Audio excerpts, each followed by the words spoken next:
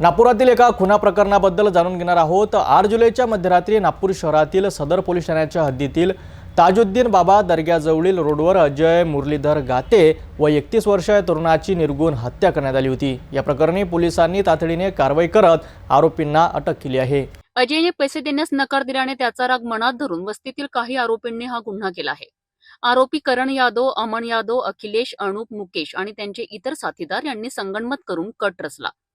त्यांनी अजयवर चाकू, दगड आणि विटांनी हल्ला केला। या हल्ल्यात अजयच्या शरीरावर, पोटावर आणि चेहऱ्यावर गंभीर जखमा झाल्यात आणि यातच त्याचा मृत्यू झालाय।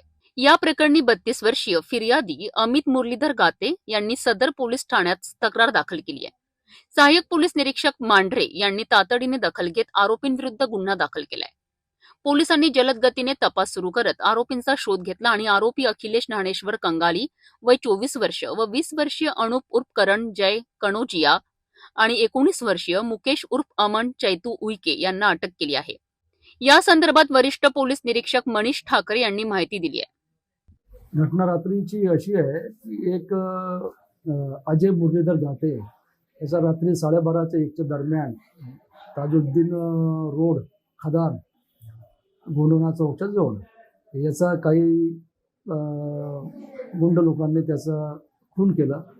त्यावरून फिर्यादीचा त्याच्या ज्या भावाच्या रिपोर्टवरून पोलीस स्टेशन सदर येथे 425/25 कलम 103, 119 आणि इतर कलमासहित गुन्हा दाखल केलेला आहे आणि त्या गुन्ह्याच्या तपासात आम्ही तात्काळ 3 आरोपी अटक केलेले आहे। एक अखिलेश कंगाले, अनुज आणि एक उईके नावाचा।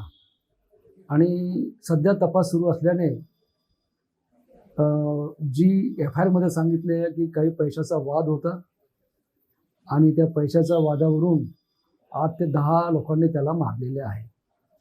जो मयत आहे त्याच्यावर पोलीस स्टेशन जरीपटका येथे खुनाचा गुन्हा दाखल आहे 2021चा आणि आरोपीपैकी जो कंगाली आहे त्याच्यावर एक 324 दाखल आहे आणि एक दारूचा गुन्हा दाखल होता।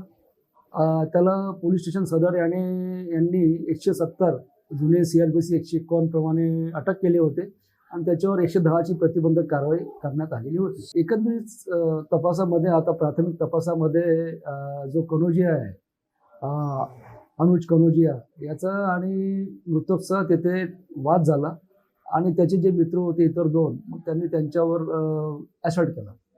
अजून याच्यामध्ये 6 ते 7 आरोपी असण्याची शक्यता आहे आणि आमचं पथक त्याच्यावर काम करेल। या घटनेमुळे परिसरात खळबळ उडाली आहे। तर पोलिसांनी दाखवलेल्या तत्परतेमुळे आरोपींना लवकरच पकडण्यात यश आले आहे। पुढील अपडेटसाठी पाहत रहा सिटी न्यूज।